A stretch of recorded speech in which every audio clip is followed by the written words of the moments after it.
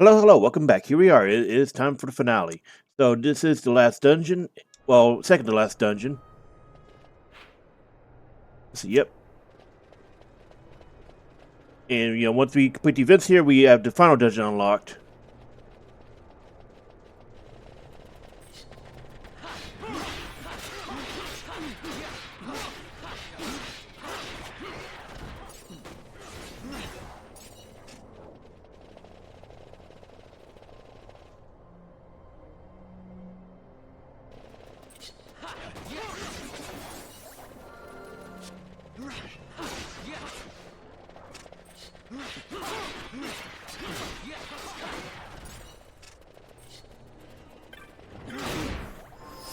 And let me adjust the sound because I forgot again.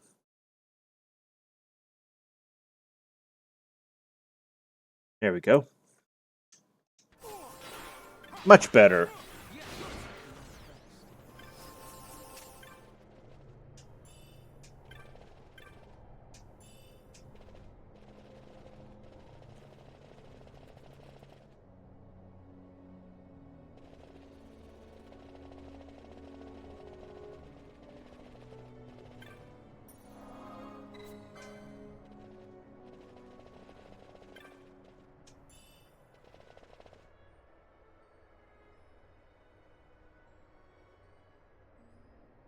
Now here, this is a place called the Pharos at Ridorana.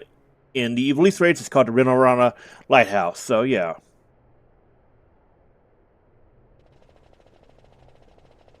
Notice you can see mist effect, but it's not distorting the screen, or rather the map.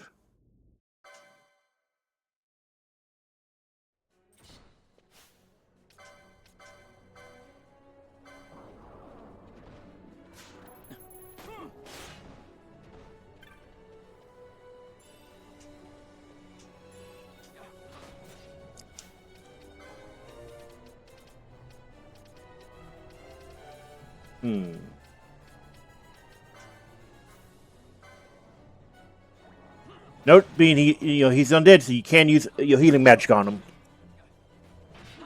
As well as the items.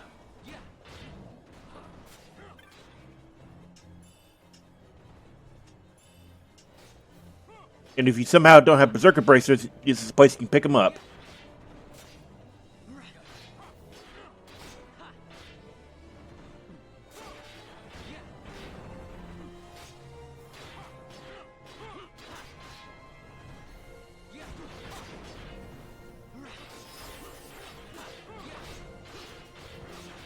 It's overall a pretty easy fight.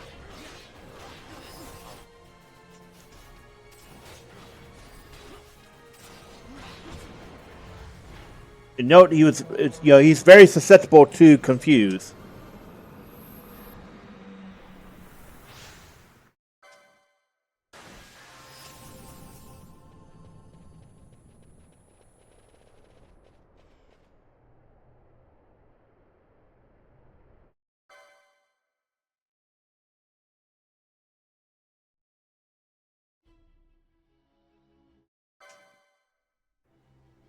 So this is a pretty lengthy area. It has multiple, okay, so this is actually, I think, Mercury just down towards the bottom area, which you can't do until you've cleared the story events here. But anyway, this is a lengthy area. A little bit of backtracking, especially if you want to do side quests and all that.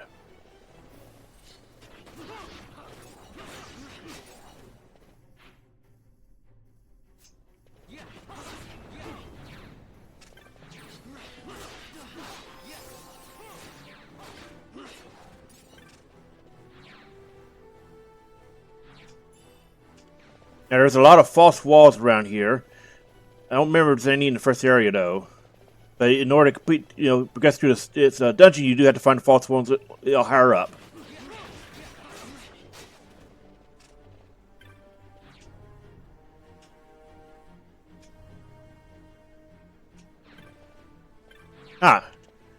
See, something here, but I can't. Must be picking that up.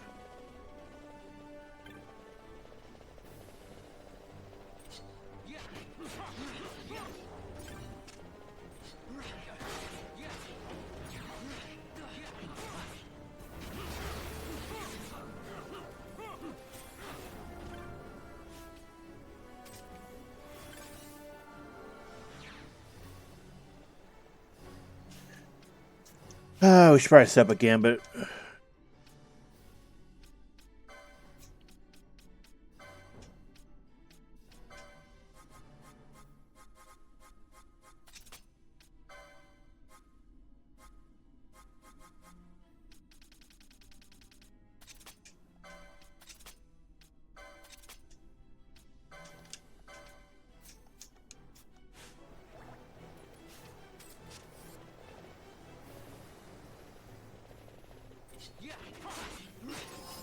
make sure to explore around first as well, because there are some real interesting items and such you can pick up in the area. Now, we saw a pickup. Where was it?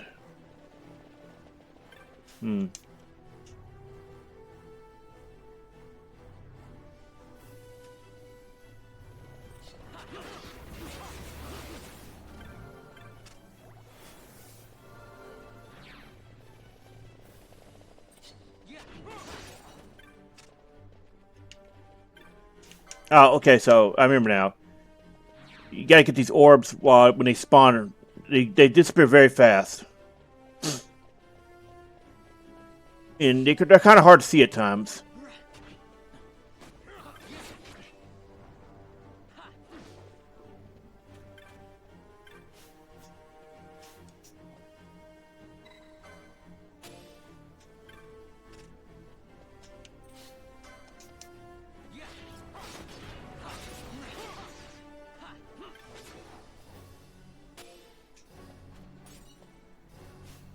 You're going to want to grab as many as you can.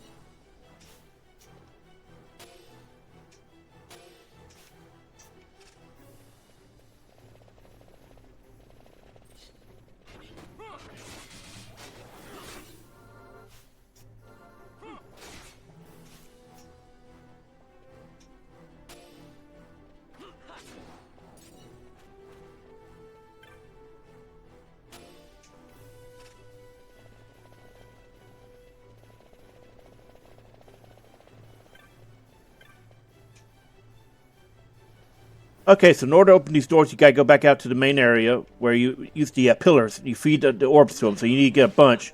Remember correctly, you need about 12 or 20. It's been a while.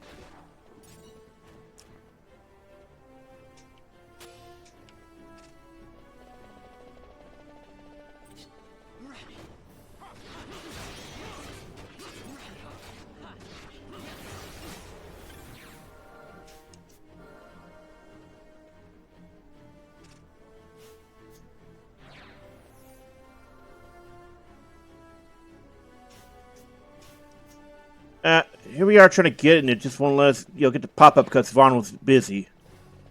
So be careful with gambits and such. Sometimes the gambits can shut you down out of that.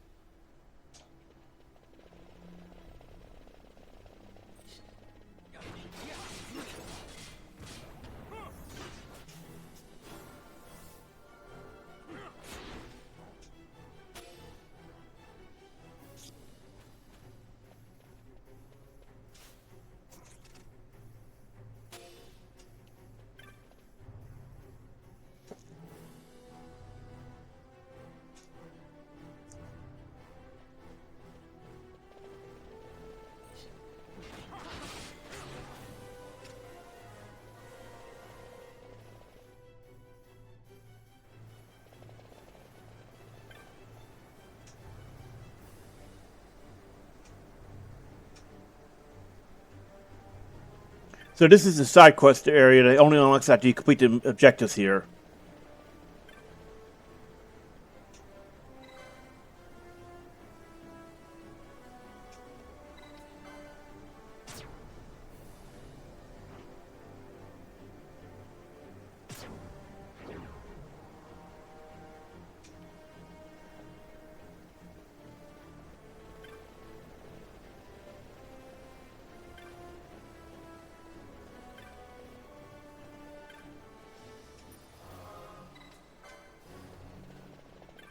Now we go back and we fight our first boss.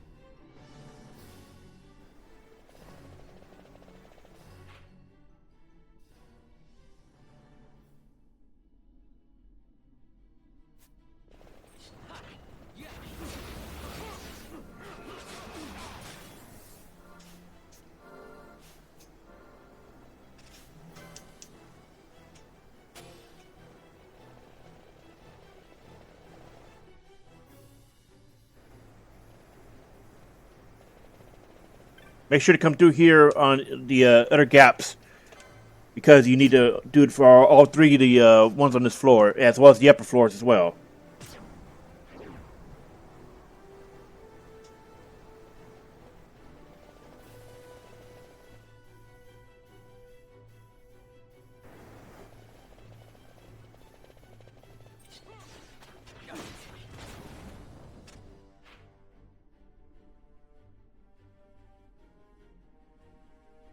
See, okay, we're just gonna run from the fights because this is getting, irritating. They respawn very quickly.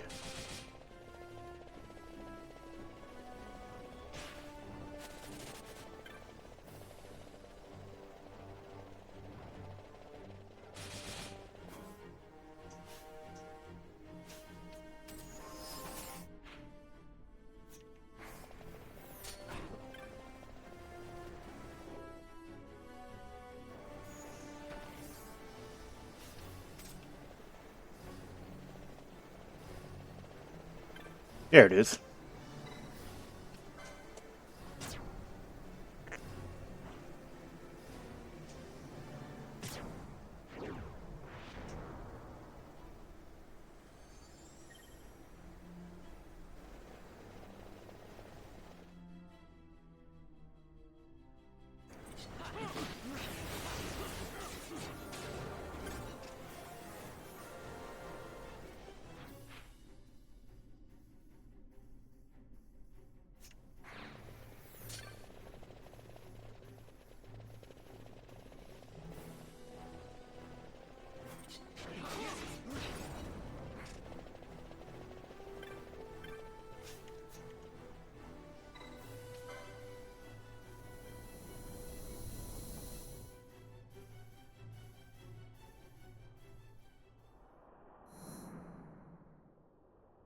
Now here we have the first boss area. You might want to use it to top up your people if you need to.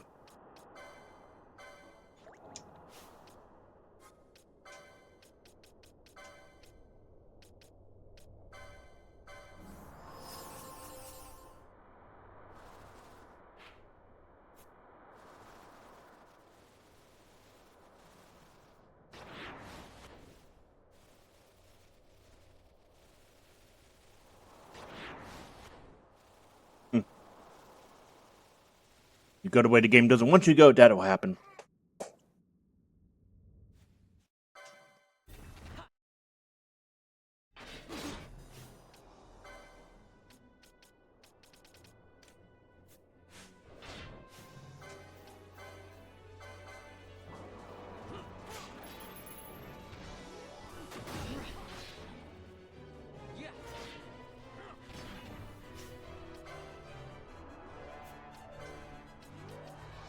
I think we have a dispel. Yep.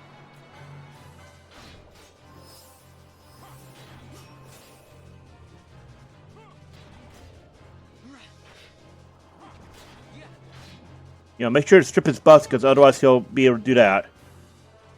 And he has silence, so I don't think he's able to. I don't think I think his bust comes from spells and not from, abilities.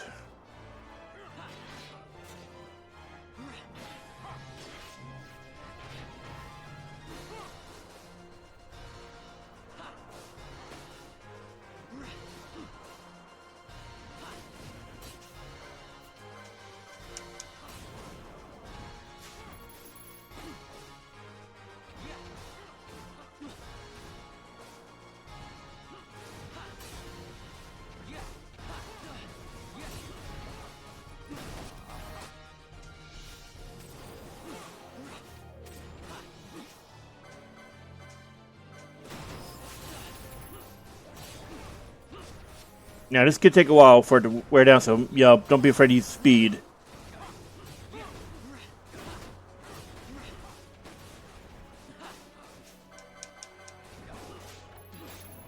Ah, we did sell something, huh?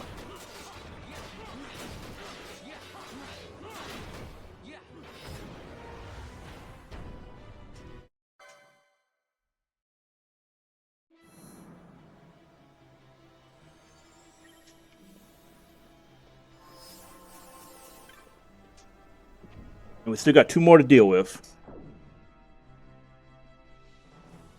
Before we can really advance up higher in the tower.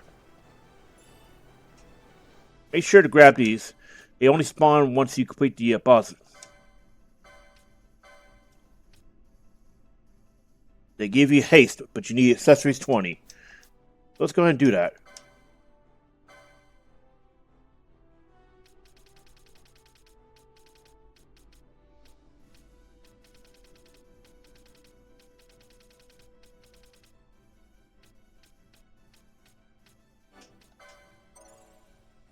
Haste is a very powerful ability.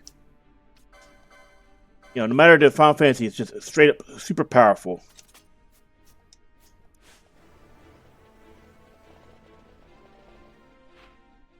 And now we're going to go all the way back out. You can just follow the path, or just go back the way we came in originally.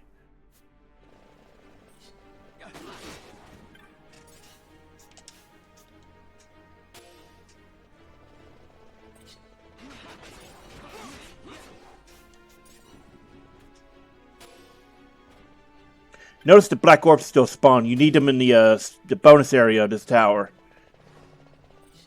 So it might be worth considering farming up a little bit. So I think you need at least 30 for that area.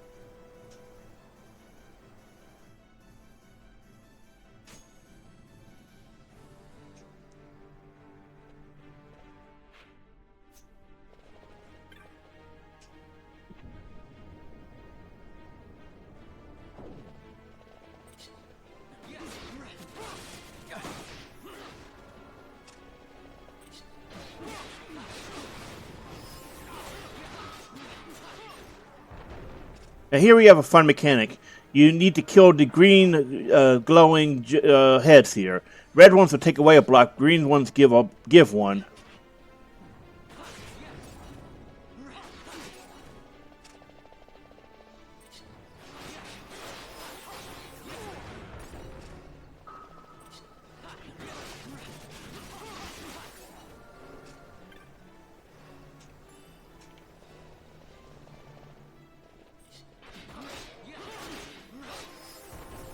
And this fun little mechanic is brought back in the Ivalice raid.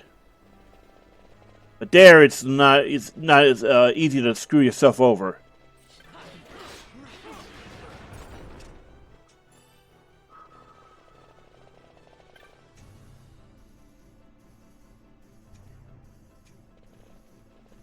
So basically, that's the hint that you should be taking on the green ones.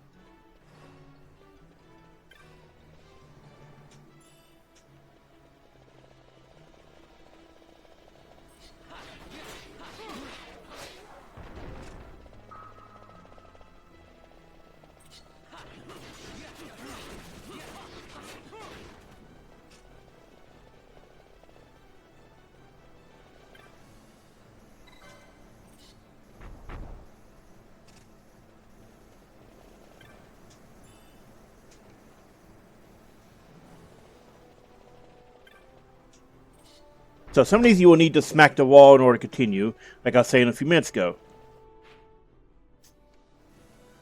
And some have decent items and such behind them.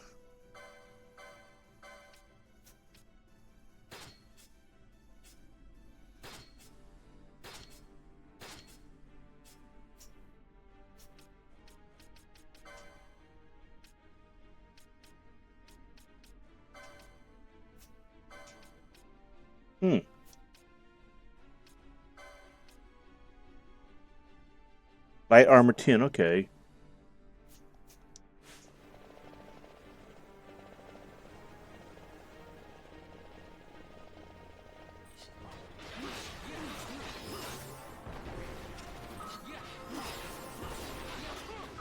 Alright, so for a moment there I had to be sure we weren't hitting a red one. That's why I was trying to pop the flea, but nope. They're all green, so about midway that's when they start mixing in the reds.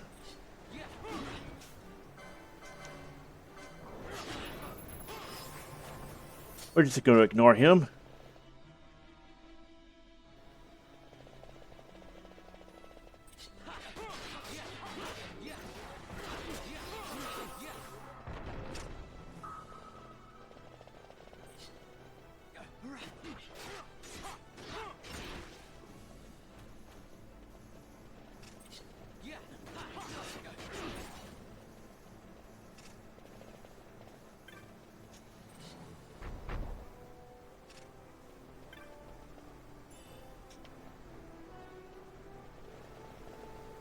And this is a way up. We don't have access to it yet.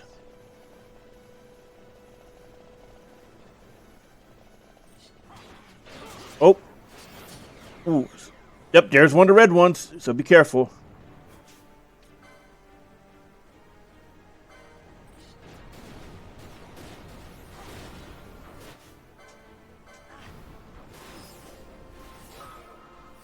A good way to deal with this is to set your party members to only attack the party leader's target, and having Vaughn or whoever your party lead is being, the main target decider. It helps so much. And we're missing one here. And you go back down.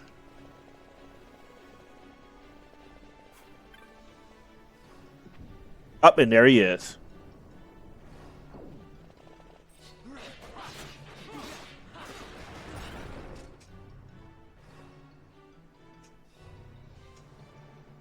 See?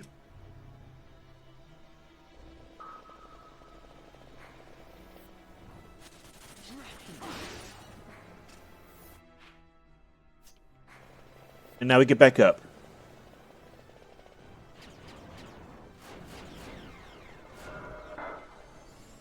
Once you do that, it's safe to kill the red ones.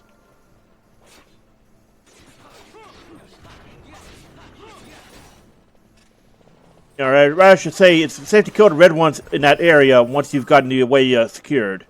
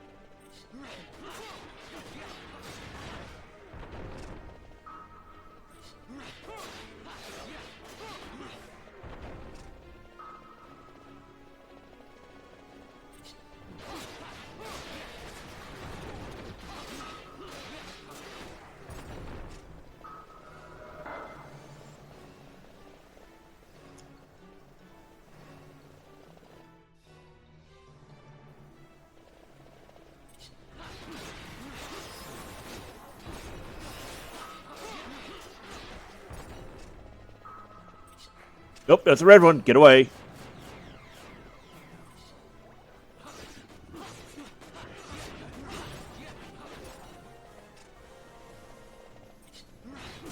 Oh, green one kill. Red one stay away.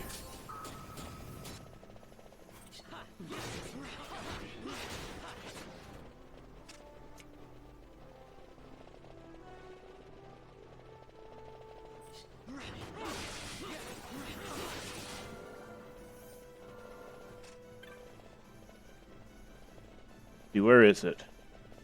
See the pop-up. It must be on the other side. Sometimes this will happen when you get it once through walls, so it's annoying.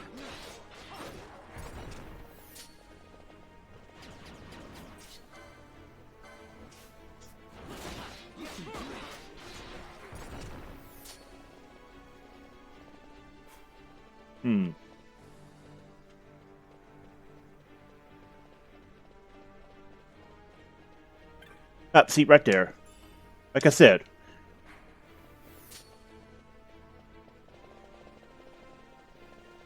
Alright, so... make sure you pay attention to mini-maps. Sometimes you can get really lost easily.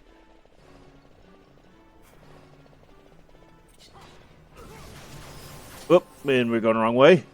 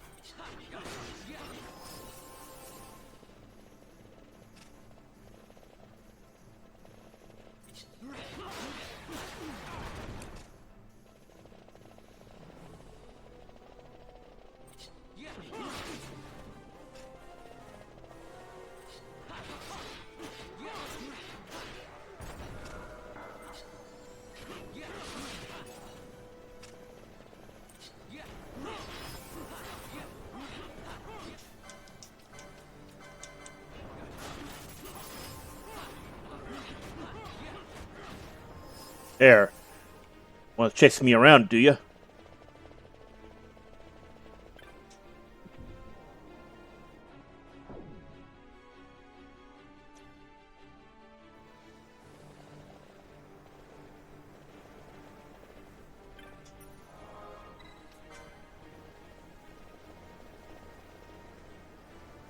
Alright, so this is the big area where you need to decide where you need what you want to do for your next ascent.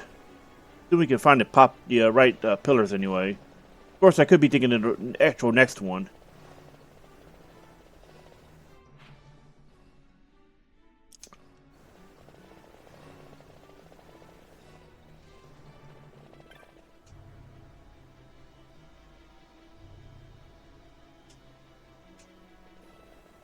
Man, the Undying are dicks.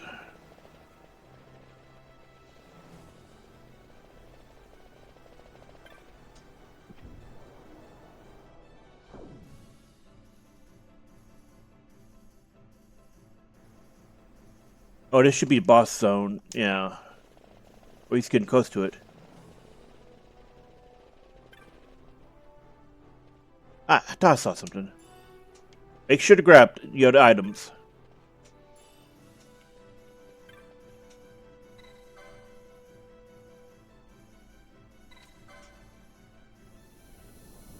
And boss time.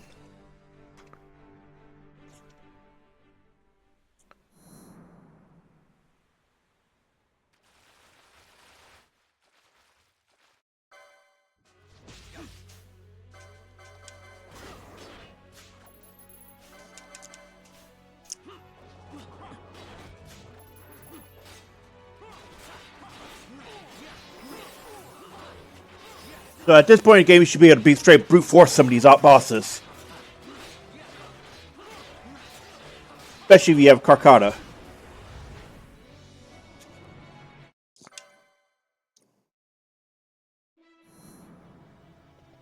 He dropped like a rock.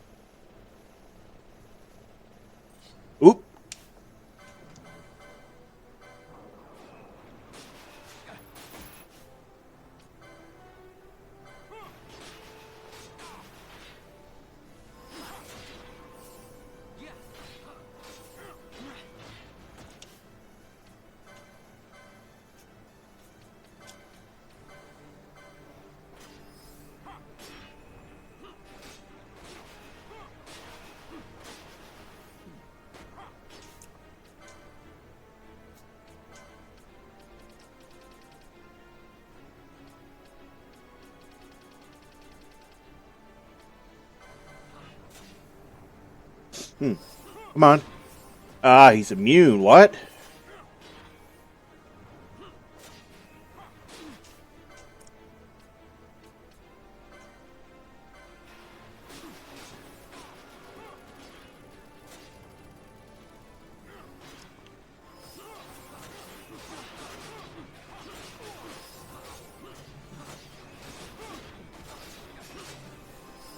There we go. Dropped him.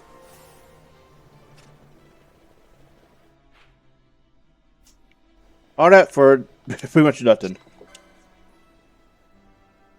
And up we go.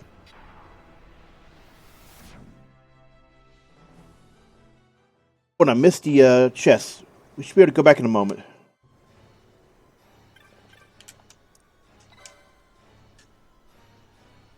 Ooh, so yeah, let's avoid that. It's not super important though. Ah, this is what I was talking about.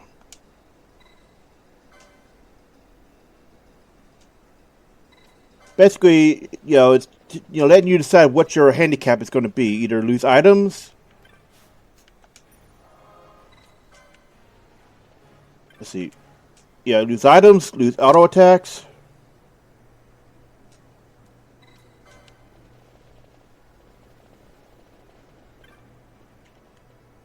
Lose magic.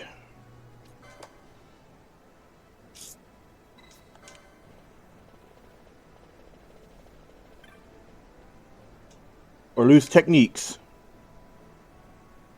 Honestly, I'd recommend either items or techniques. Those are the least difficult to go with. You can't really go without using magic or using auto attacks because they're both too powerful in this game.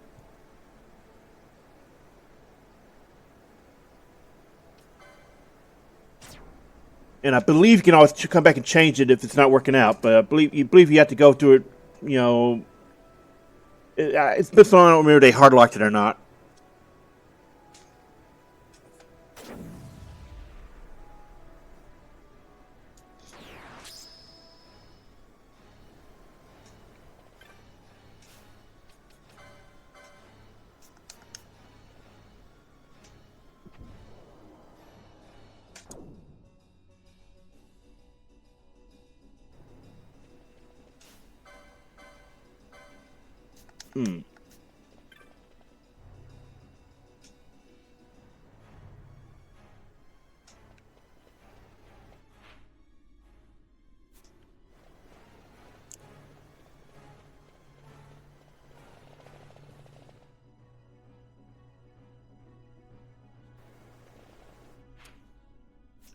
No mini-map, so yeah. I guess I was wrong. It's a mini-map that gets removed. Just when there was a technique restriction one. But still, mini-map is, the least punishing one.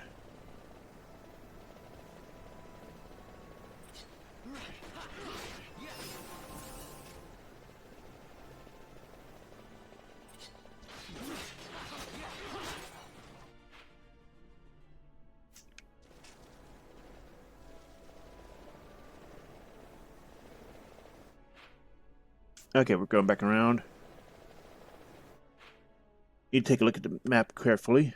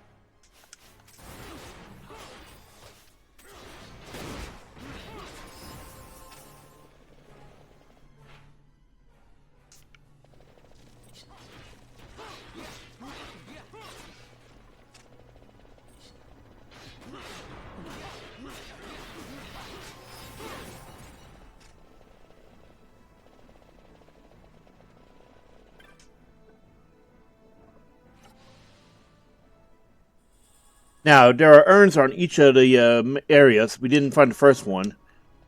So, yeah. And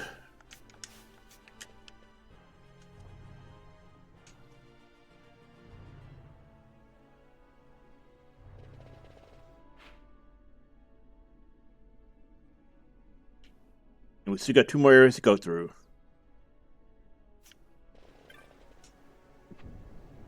The urn helps a lot when if you decide to go without the mini-map.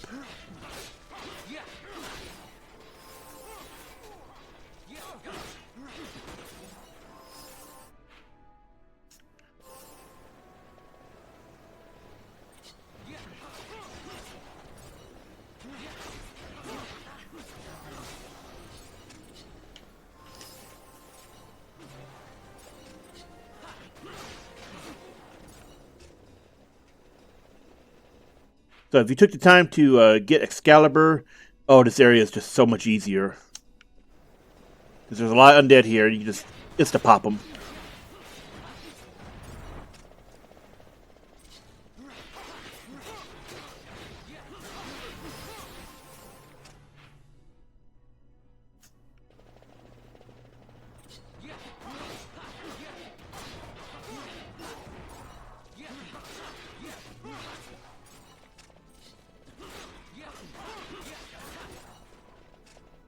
Ooh, random Capricorn gem.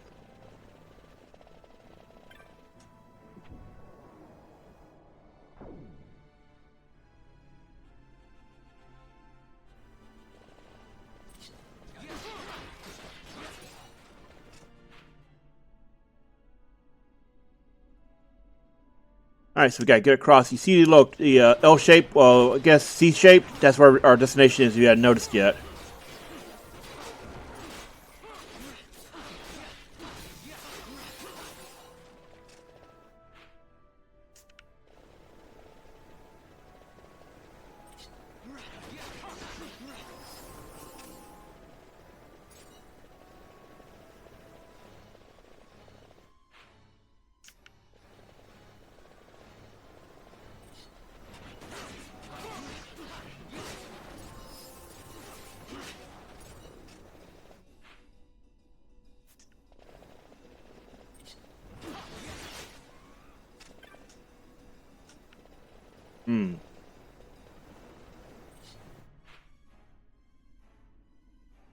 Got to go all the way around.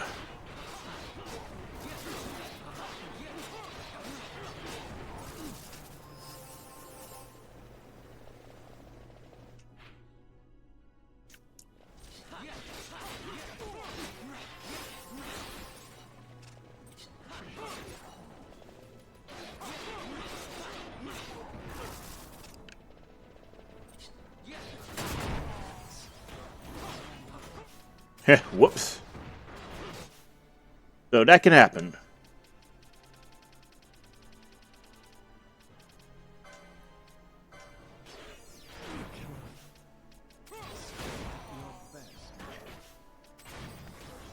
I just want to run. These guys are kind of hardcore.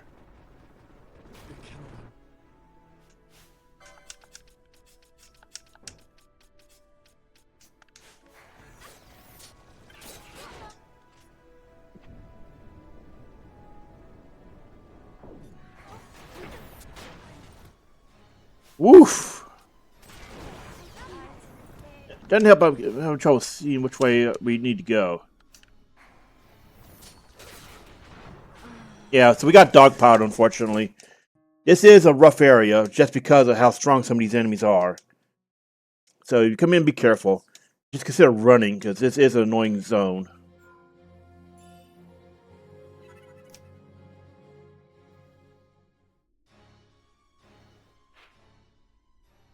But we know where we need to go.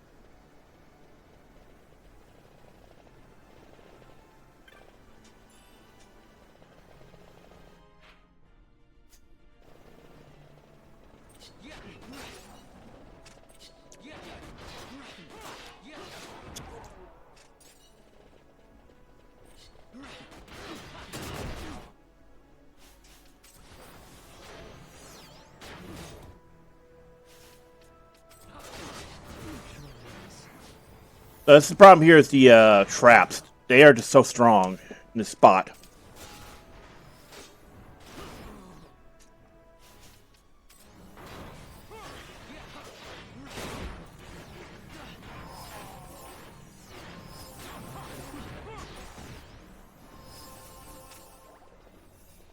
There we go. Annoying. Oh, there we go.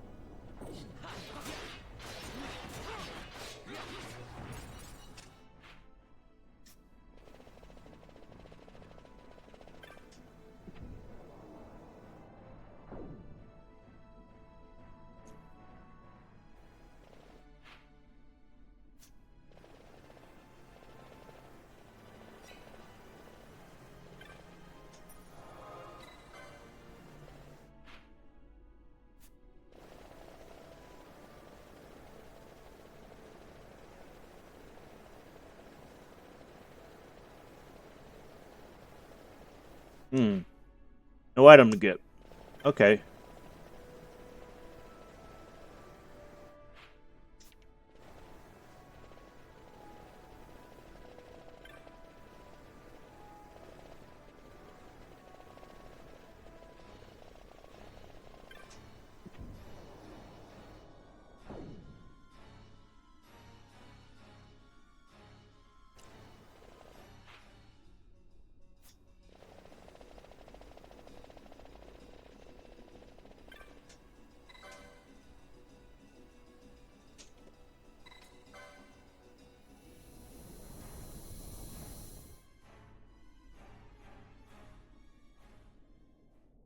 Hmm.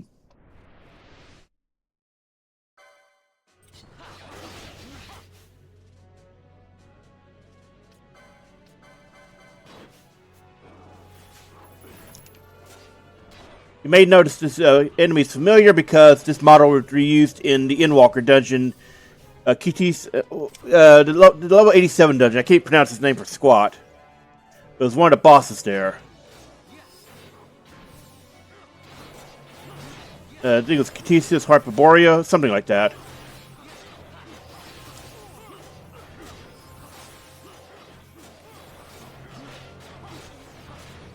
So this battle could be totally different depending on whether or not you have one of the other ones sealed.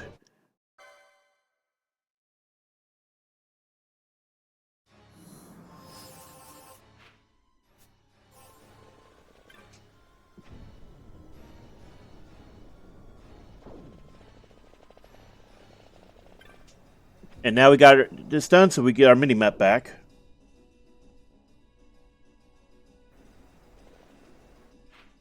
At least we will as soon as we get to the spot.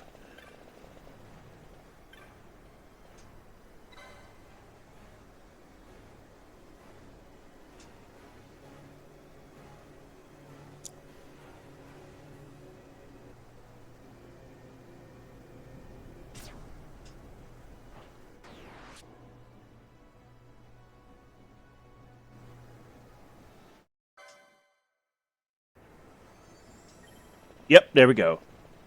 So you have to remember the one you chose as well. Okay. Because it comes up in the next area.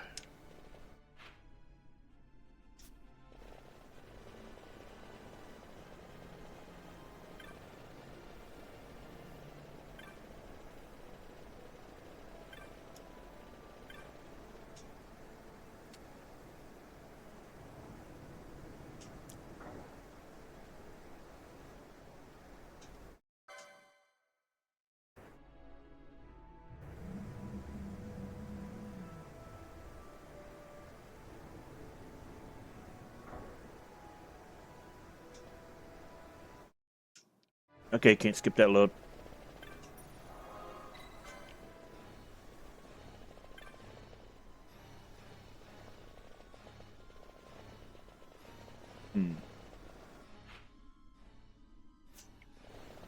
Make sure to explore around just in case there are any chests.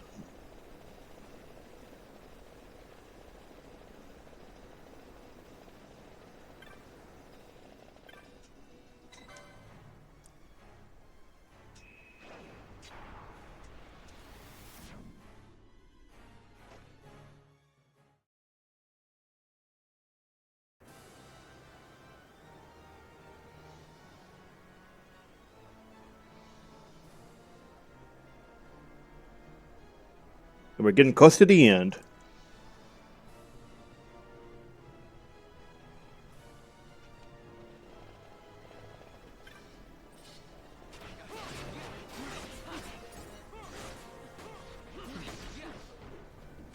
And remember what I said about the color? You need to pick the color of the crystal. It's the color crystal is the one you need to pick. Let's see. There's black, green, red, and purple. And it's also, you can see the little icon in there that somewhat represents it.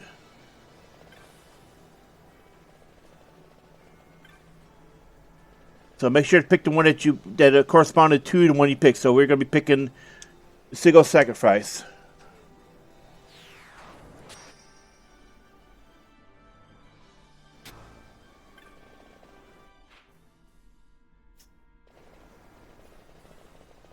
Hey, I think we just got looped around, yeah.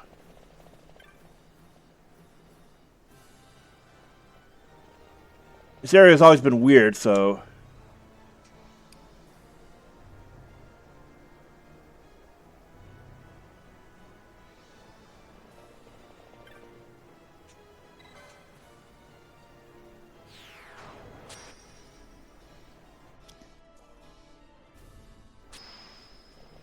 okay, I think I remember now. You have to take the black one first, then it's the color of the one the path you picked.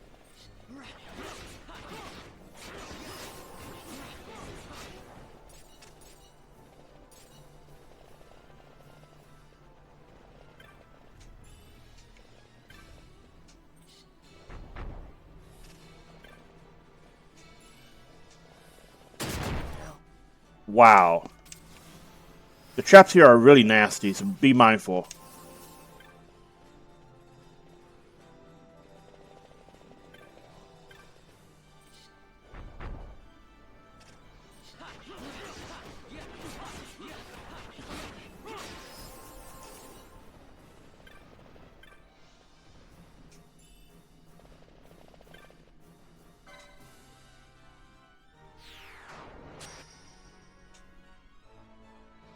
And of course, I could be wrong about the.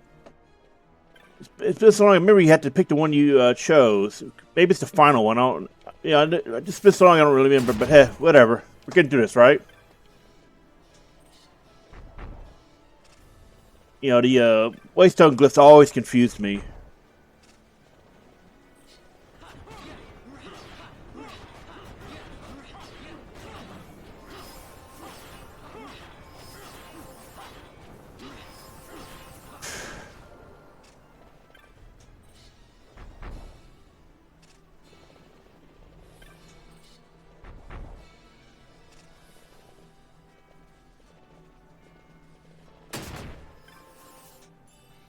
Ah, right.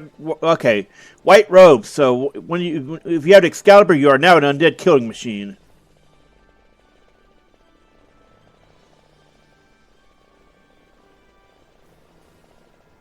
All right, so this might be the one that remember now. You need to pick the one that of the Sigil, the path you picked.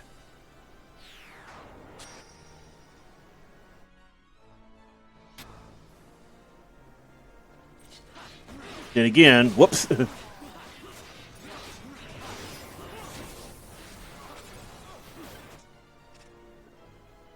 is how you get access to the urn for this spot.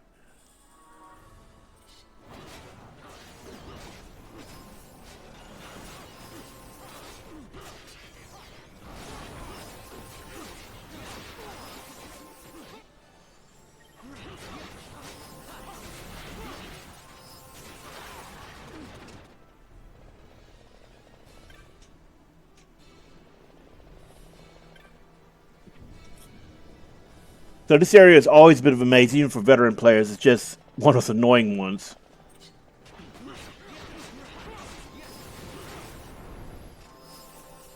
Probably wants to use the Blackstone again.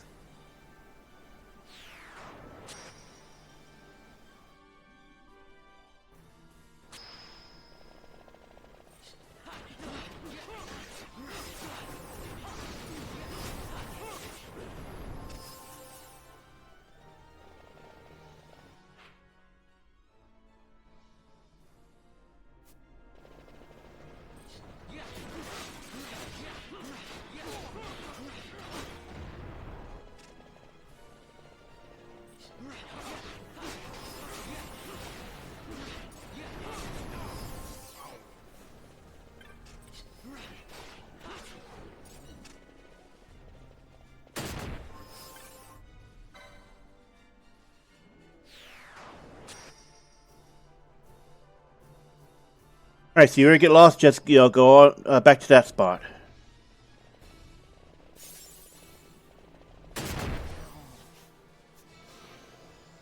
Does he have a rise yet? I think we did not unlock it yet.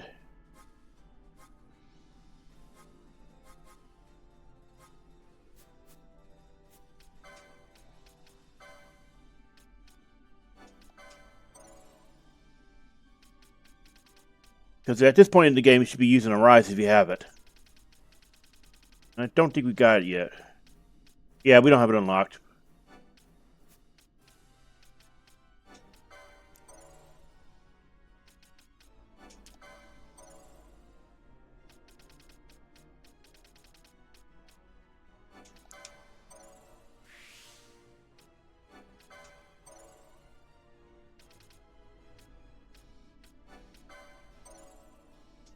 There.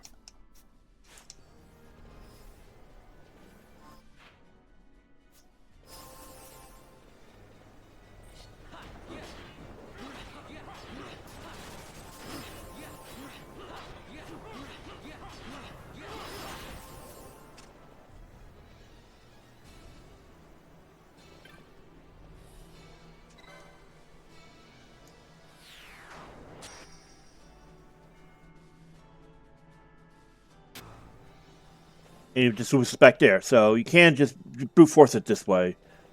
But you gotta do it, it spawns each time.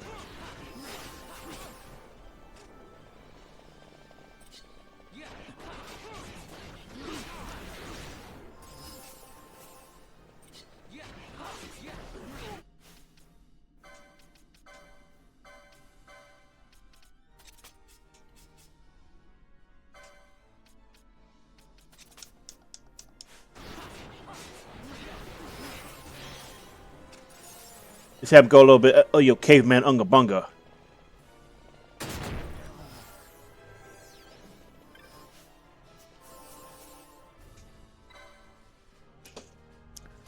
I really hate to hear how wide the hitbox is on those traps. Just ouch.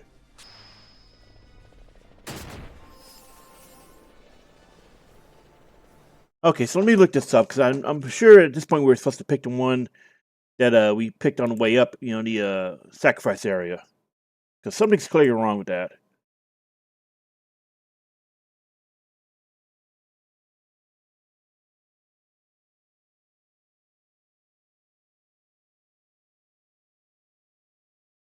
See here.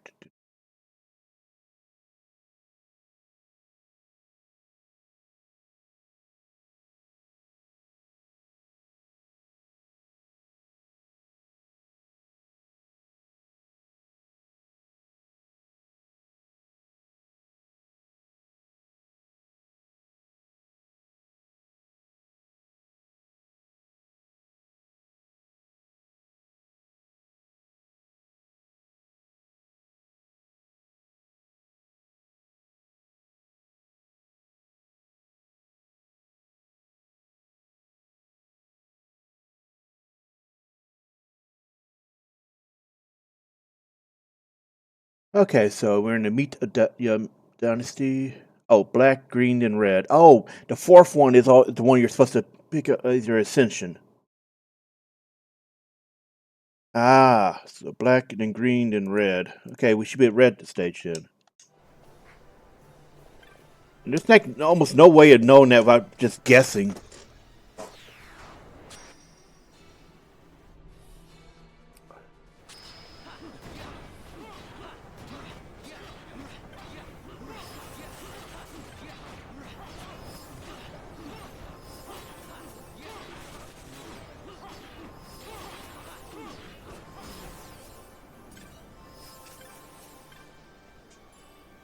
Sweet! Ultima Blade. That should actually be an upgrade for him. Yep. This is most likely the first greatsword you're going to get that isn't part of the story. Unless you took the time to go and get, Excalibur, so.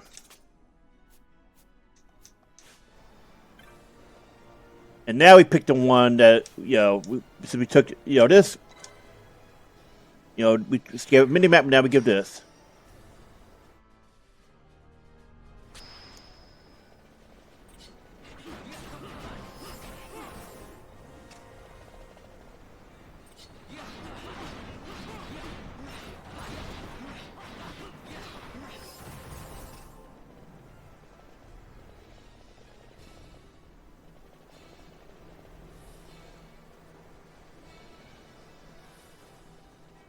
Ooh. 2 black, a green, a white, and a black. And I don't remember which one's the right one.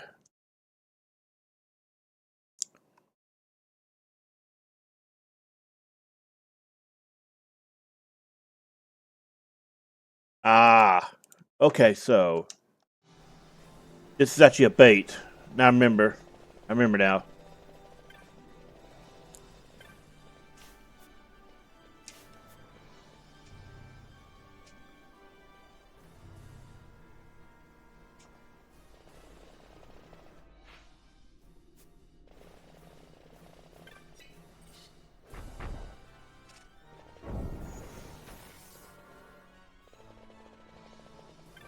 This is the real one.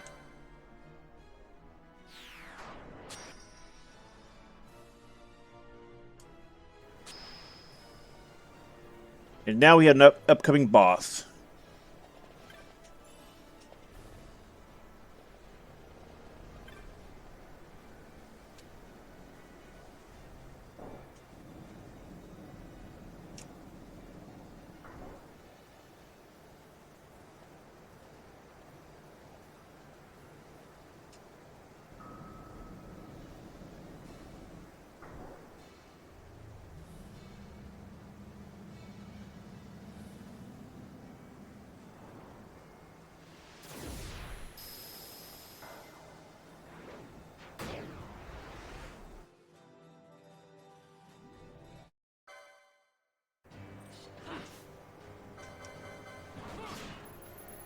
Nice, got the gem.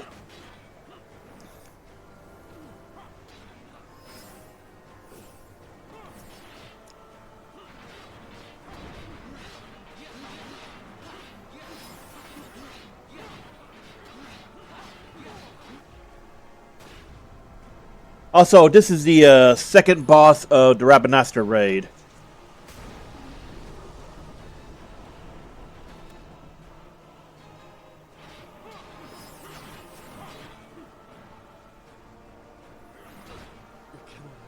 Notice how much damage Bosch is doing.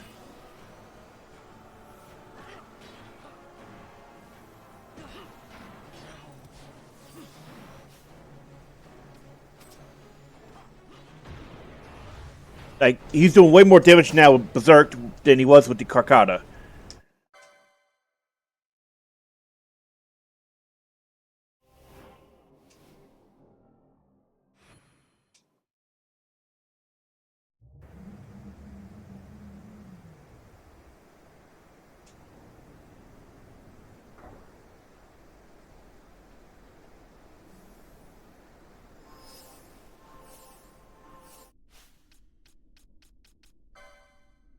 Let's see. Oh, yeah. We were looking at the Epistari.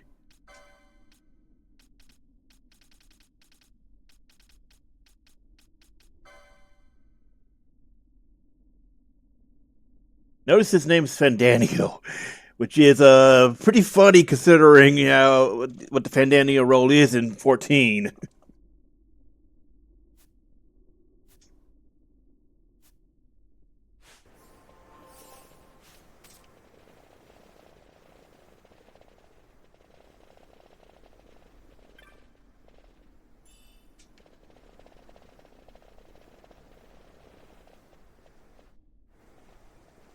din of the mist.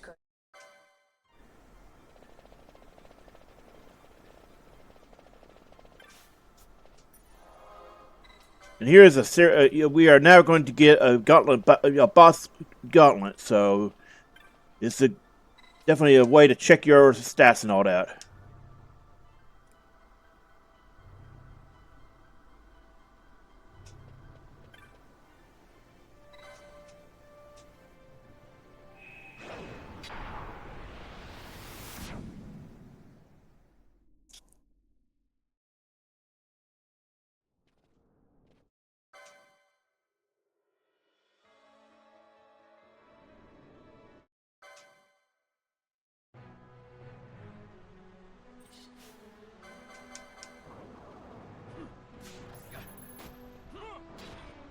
And we finally get to fight Judge Gabranth.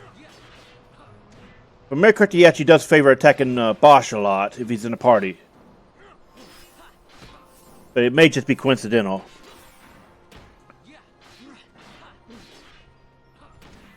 And sadly, this is a fight we do not get to have in the Boja raids, even though we could have had it. Do not think killing the Kingslayer will win you back your honor. When you abandoned home and kin, your name was forever stained with blood. Aye. This stain is mine to bear, but I will bear it willingly, knowing that I did all that I could for hope. Preen and strut as you like. In the end, we are the same. Bloodthirsting carrion birds. Hellbent on revenge.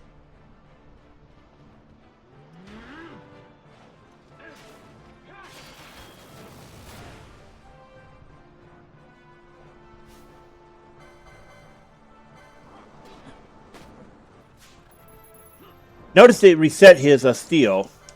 We said pretty sure it did. Going by that. Yep, it did. Interesting if you ever wanted, just, for bragging rights.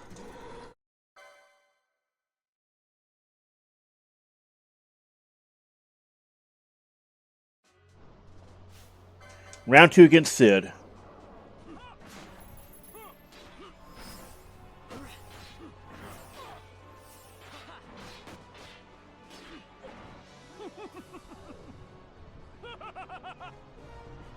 No pity from me! Stand and fight!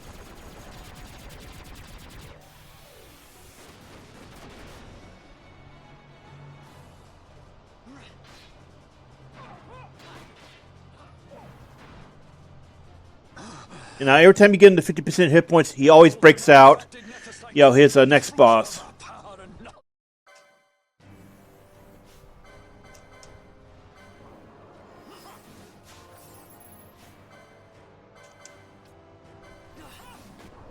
Now, remember what I said before about Famfrit appearing as a boss in Zadnor. Make sure to target, Famfrit, because you cannot attack, Cid while he's, Famfrit's out.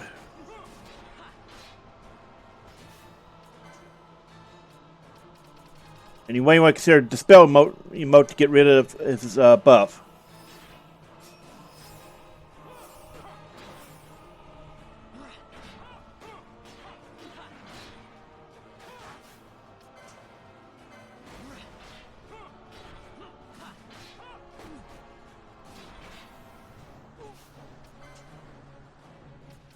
Let's see, we have domains, so let's give it to Bosch to let the fun begin.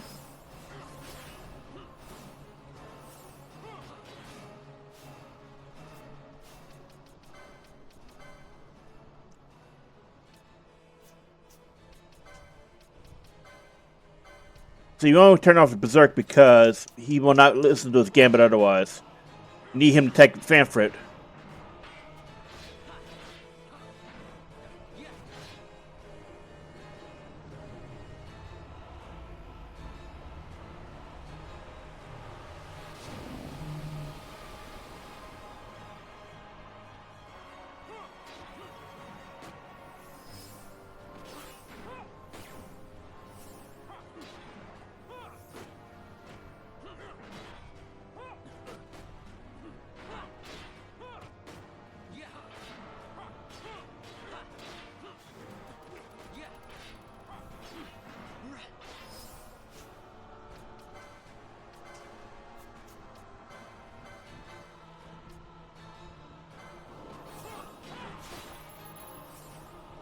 Complete immunity.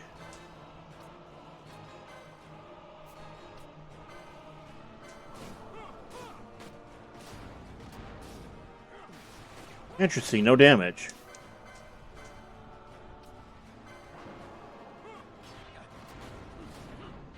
You dream of death!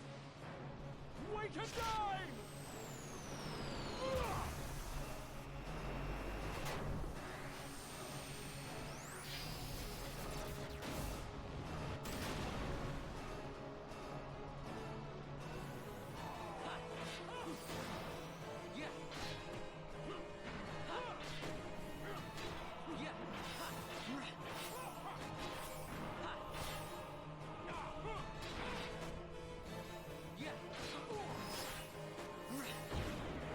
There we go.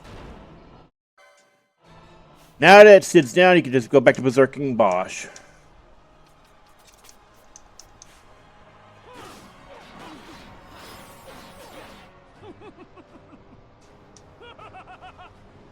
Dun.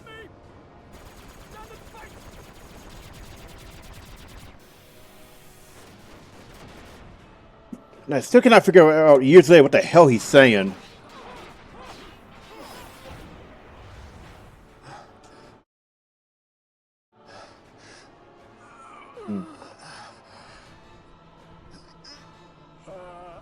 So Vayne just does not help him at all here.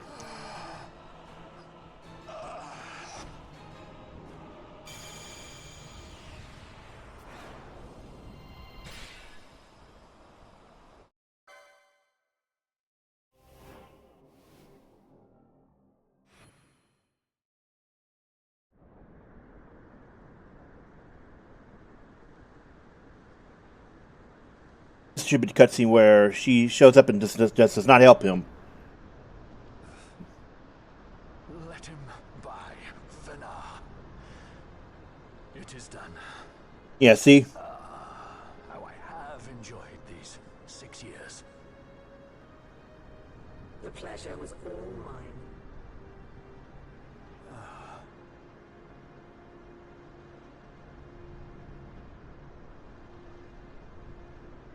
So it's interesting that she was just there the entire time but decided not to help him out before then.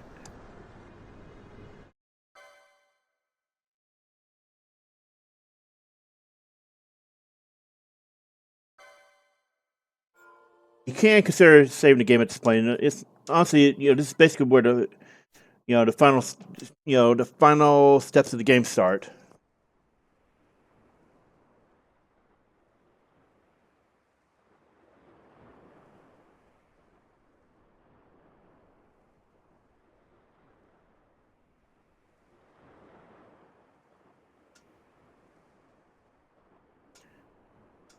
So along the way, you would have found out Redis was actually, the judge who unleashed the neticide over Nabidis. He was Judge Zect.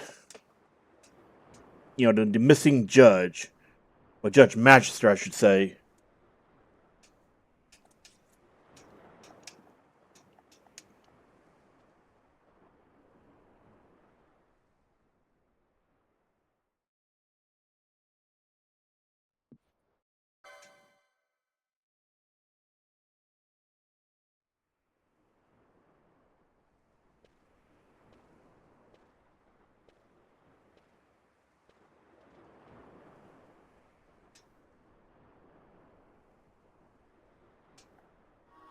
See?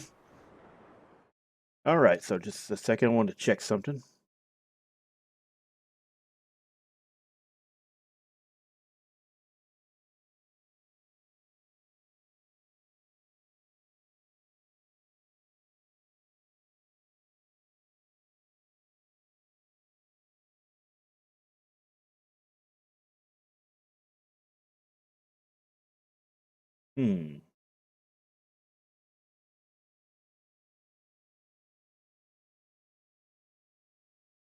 I was just checking the voice actor for Vayne in 12 is not anybody familiar.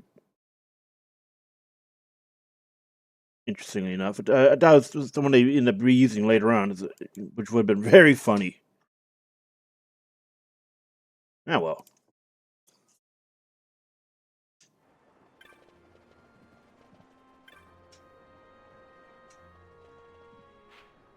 All right, so if you go back to the... sorry, let me get over here.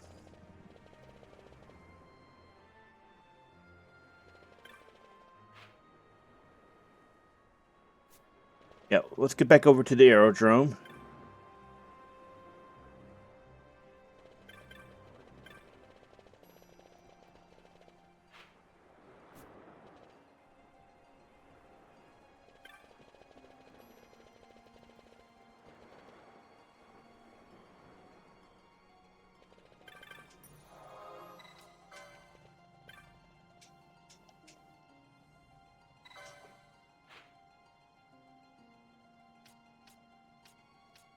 If you pick the Bahamut,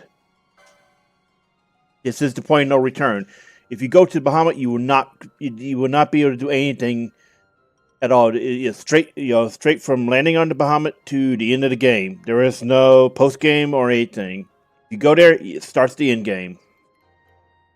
So that being said, this is your absolute last point to do side quests. So, and honestly, I would suggest doing side quests and such because the end game sequence is about level 50 to 60 in terms of enemies. Or at least the strength feels like level 50 to 60. Plus, now that you cleared the lighthouse, there will be new side quests there, but you have to have your hunt. You had to have the Centurial hunt stuff progressed a very long way before you can do them. Because they have the, I think Mercury, they have the last 5 marks before Yasmat.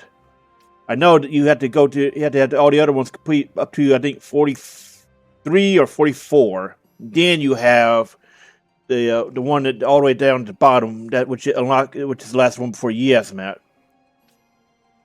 So anyway, this is the point where you want to consider going around doing side quests and everything that you have not done yet, as well as hunts and everything. So this is your last level up spot.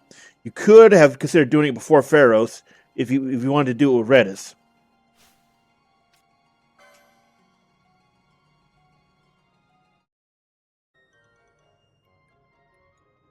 All right, hello. We are back. We are ready to go. Now we've done a little bit of we haven't done any off-screen grinding. What we did do is just go and buy some items and upgrade our gear a bit. We're off to the Bahamut. This does start the in-game sequence.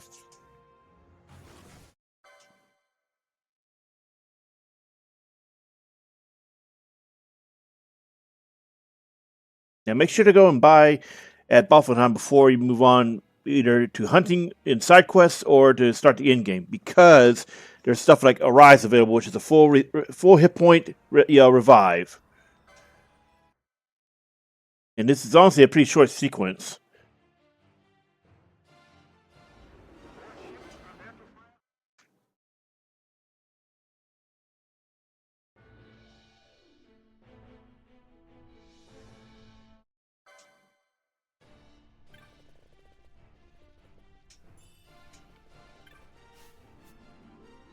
Alright, so notice in the Sky Fortress Bahamut, like the Great Crystal, you will not have access to a full map. You do have a mini-map, though. But don't worry, it's a pretty short area, so you're not going to get lost easily, unlike the Crystal.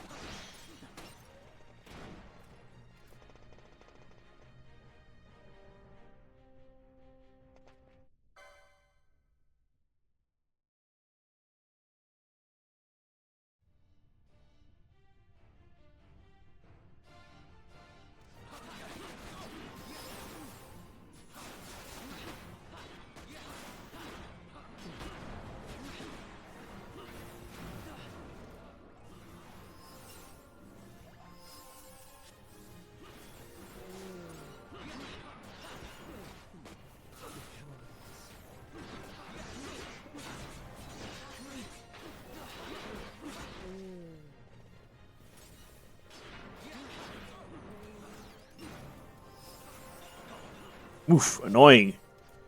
Alright, so keep moving on.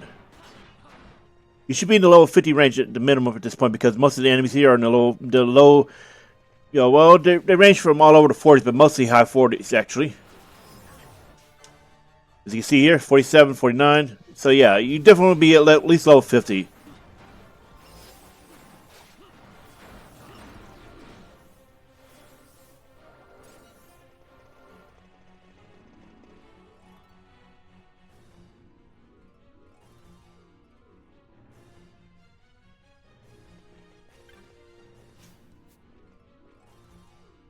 And here we can go upwards. So be prepared. There is a boss.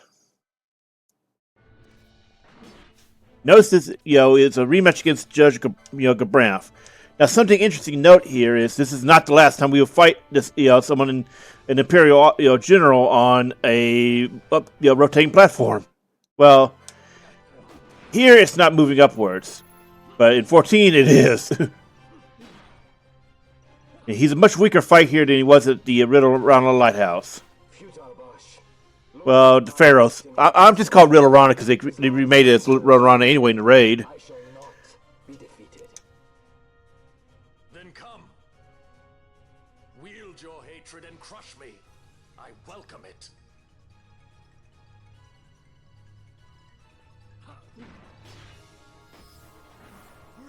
And notice he's got renewed. He only does it once per fight usually.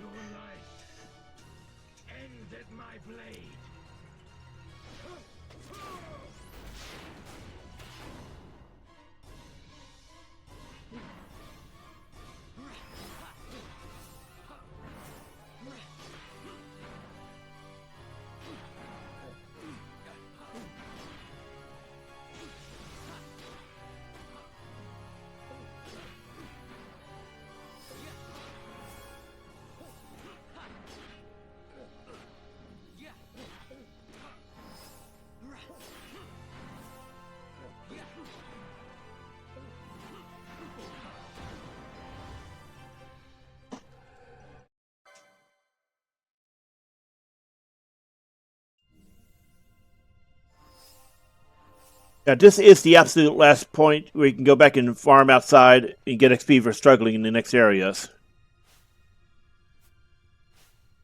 Now, here is something I suggest, a little bit of trickery with. First, turn off any, healing, gamuts you have, and then use reverse motes, as well as bubble.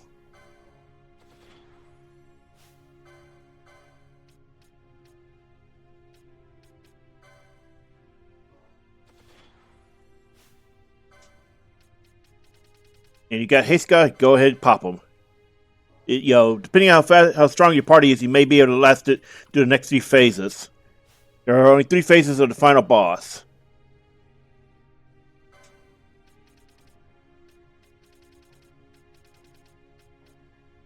You want to have the reverse mode, save them for the last fight, because you can use them in the last fight in order to make the boss heal you instead of doing damage. See, this should be good. And we went the wrong way, didn't we? Yep.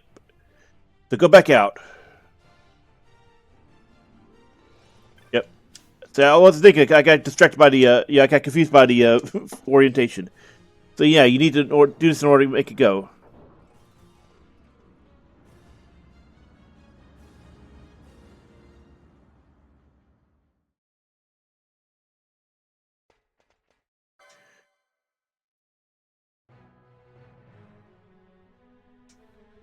And Vayne has nothing to steal, so... Also, for the first 2 phases, you will have an extra party member. Your lives are forfeit, and your insurgents with them. Dalmasca will again know order. For good and all, I shall bring your futile attempts at rebellion to an end. What am I to do with those who would oppose me? But show them death!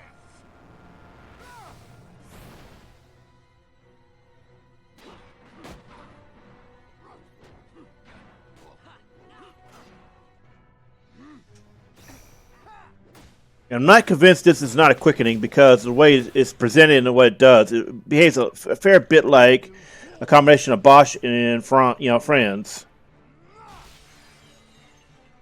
See? I'm not convinced it's not a quickening.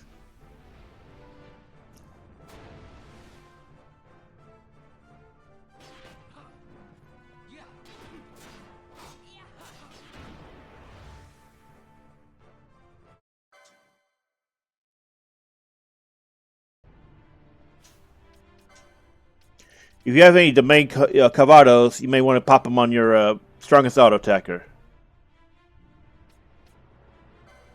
We should go ahead and put our healing gambit back on because we're not using reverse right now.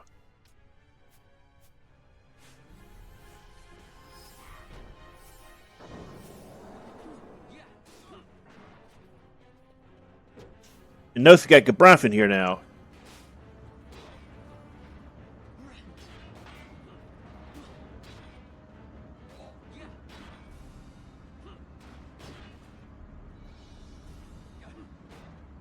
Why is it attacking that?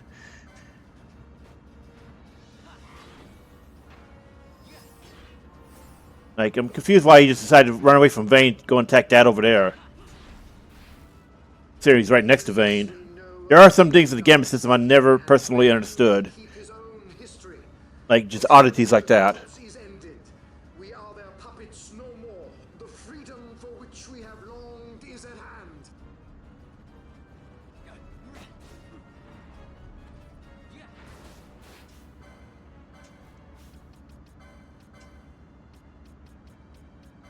You may want to, corral your units by having them attack only your party target.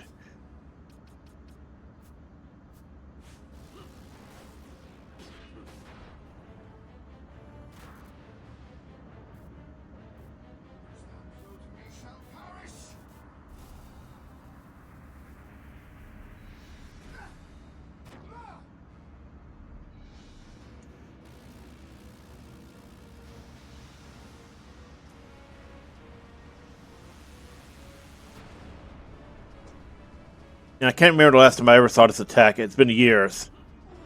Usually I just bulldozed them.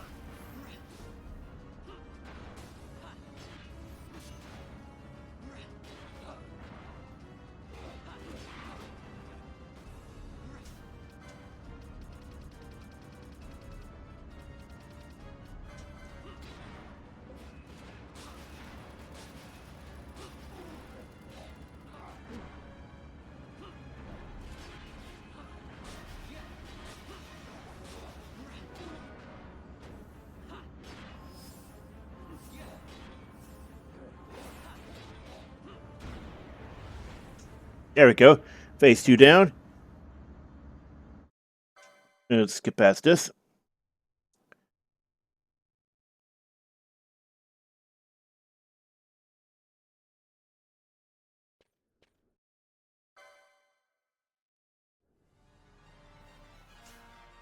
Alright, so here we are. This is the final boss, final phase. Now, something to note is, first off, you cannot see his hit point. His hit point, hit bar up in the top center because, can't see it here. However, he's got around 228,000 hit points. He also tends to, tends to attack the party leader, but you can mitigate that by using bubble and reverse. He also has phases, immunity phases where he'll pop either magical or physical, sometimes both.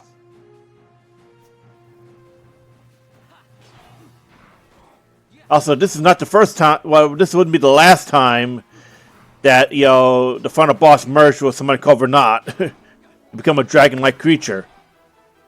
Endwalker spoilers, by the way. Sorry, I couldn't resist that joke. Really, it's not the last time they did that. This is also where the Final Fantasy design started marking the point where, the cutscene they talk about, how even in defeat, Vayne got what Vayne and Vernat got what they wanted, and this means this is where the villain started winning more.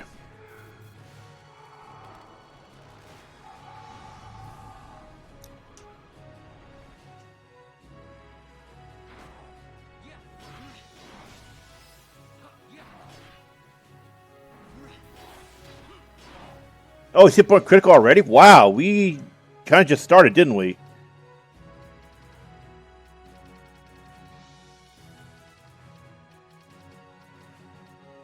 Let's see, domain.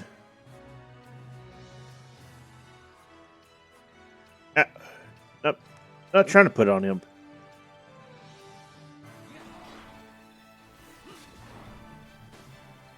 So we're gonna have to wait for it to wear off. I don't believe you can dispel those. Kind of just deal with it.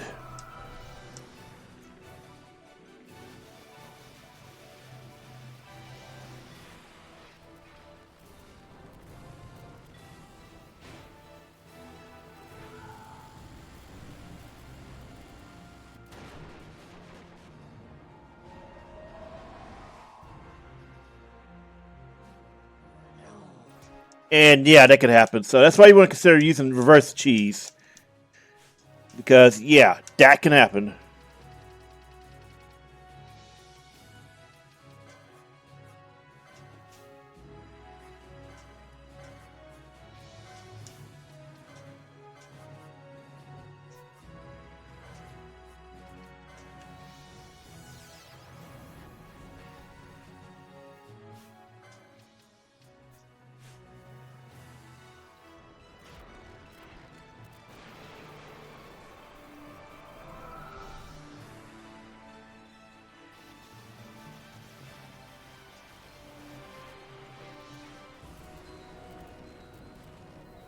I'm thinking the cutscenes are lasting longer than the fight at this point.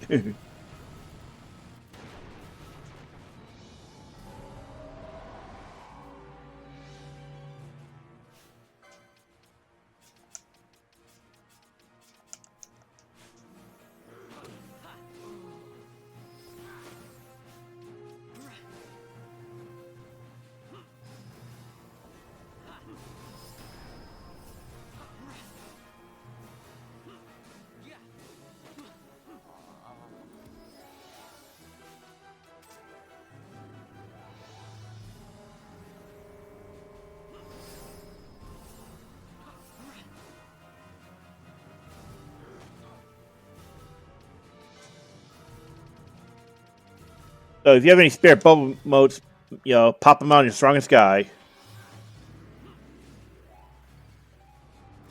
Ugh, Giga Flare again. Alright.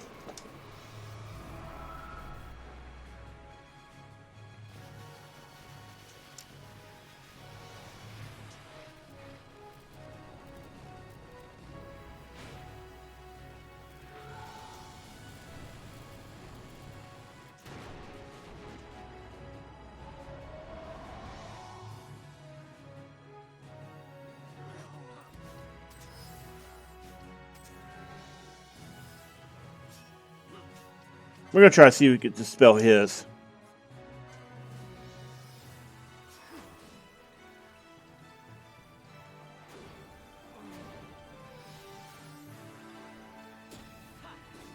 Nope, you can't dispel it. Shame. You gotta wait for it to fall.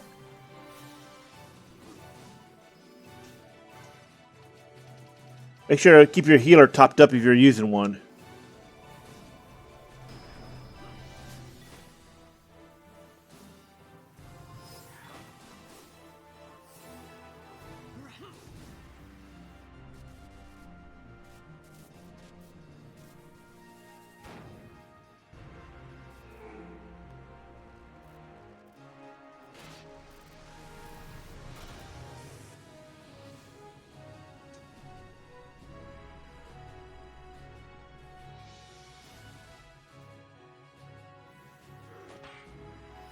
There we go.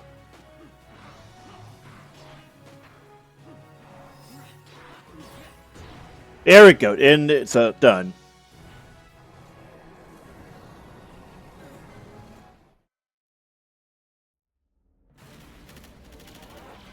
So this fight is on, even though we kind of speed ran this and then run around doing every single hunt possible and getting all the side quest items and all that.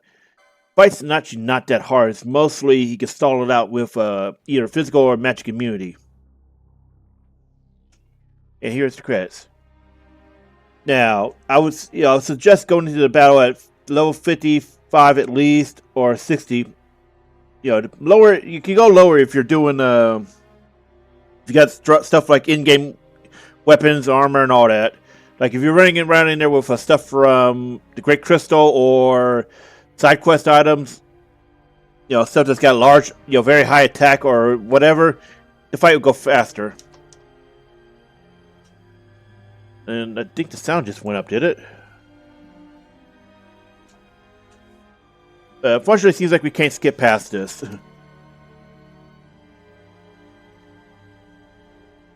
There, turn it down some more. Oof. Anyway. The fight itself is actually really short, especially by final boss standards. If you try to rush it, go into like level 30 range, yeah, it's going to be a much harder fight. However, as you can see here from stuff like, trial mode abuse, as well as, taking a little time to go do side quests to get certain items, it's different. And if you're running around in there with bubbles in reverse, it's pretty much a free, cakewalk. Bubble and reverse is actually a strategy that it can be used for Yes Matt. Because at that point, he cannot kill you unless you screw up.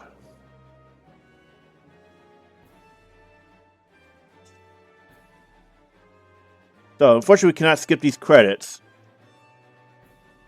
Which means, for the most part, we are honestly done here, because this is, this was how to play Zodiac Age, which is a game that can be daunting for people who are not used to the big, shift in gameplay.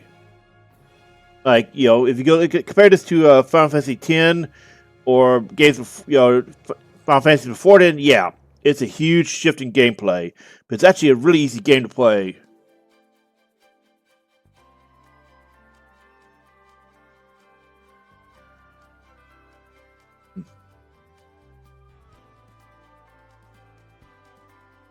And you'll see some familiar names here.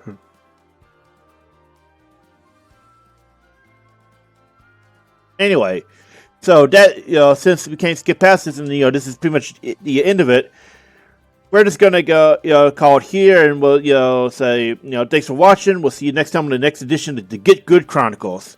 This has been Zodiac Age, and we'll see you next time.